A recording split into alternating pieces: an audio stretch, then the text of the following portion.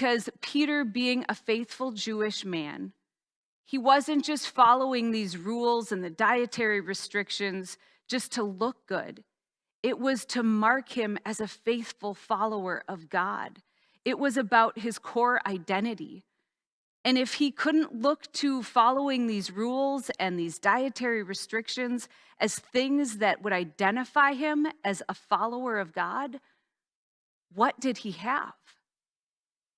And then he realizes in that moment, what he has is Jesus. And so he starts to share a message with these people. And you can tell that as he is preaching it, he is learning it himself. Remember what I said at the beginning of the sermon? The best way to learn something is to teach it. So we see Peter learning it in a more profound way as he's starting to teach it to others.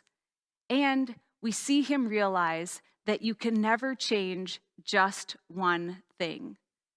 He knew that following Jesus was a big change. But what he didn't realize was that following Jesus would lead him to change how he ate, who he associated with, and how he lived his life. So after he shares that God actually shows no partiality to one group of people, but that anyone and everyone is welcomed by God, he then starts to build a case for why that is, based on everything he has come to know in Jesus.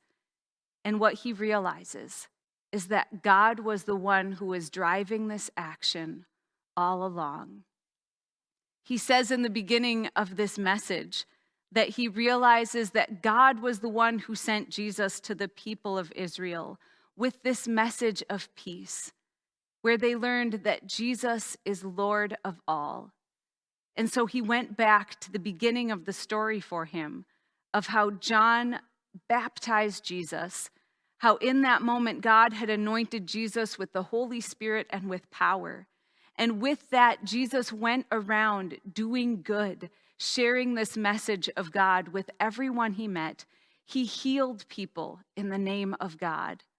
And then Peter witnessed Jesus dying on the cross. But yet then Peter also was a witness to his resurrection, realizing that even death couldn't keep Jesus down, and that this message was not only for God's original chosen people, but for all people, and that he was asked to be a witness to what he had heard and seen and experienced with Jesus. As he shares this with these Gentile people, he is learning it again for the first time. So he is learning by teaching. And he is also realizing that you can never change just one thing. And it got me thinking, who was converted in this story? And how often do you need to be converted? Sometimes people talk about their conversion experience to Christianity as something that happened at one significant moment in their life. But yet what we see with Peter is conversion is an ongoing thing.